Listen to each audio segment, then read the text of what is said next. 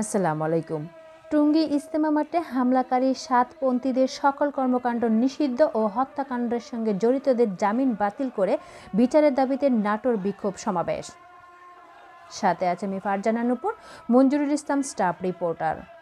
টঙ্গী ইজতেমা মাঠে হামলাকারী সাতপন্থীদের সকল কর্মকাণ্ড নিষিদ্ধ ও হত্যাকাণ্ডের সঙ্গে জড়িতদের জামিন বাতিল করে বিচারের দাবিতে নাটোর বিক্ষোভ মিছিল ও সমাবেশ অনুষ্ঠিত হয়েছে।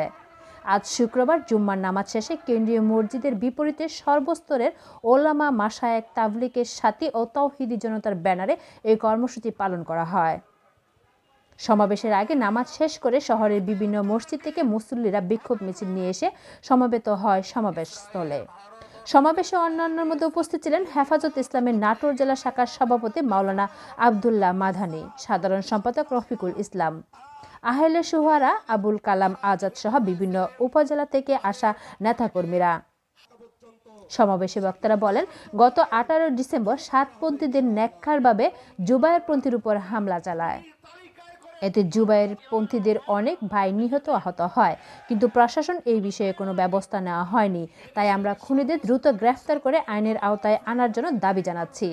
এছাড়াও যাদের নামে মামলা হয়েছে তাদের আগাম জামিন দিচ্ছে এই সরকার।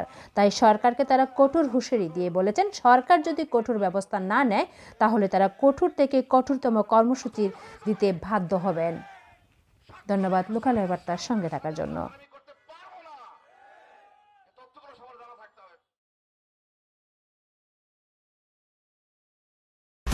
বিউটিনা ফেস ওয়াশ এখন নতুন রূপে। প্রতিটি 100 মিলি বিউটিনা ফেস ওয়াশের সাথে পাচ্ছেন 45 গ্রাম এমপিএম টুথপেস্ট ফ্রি।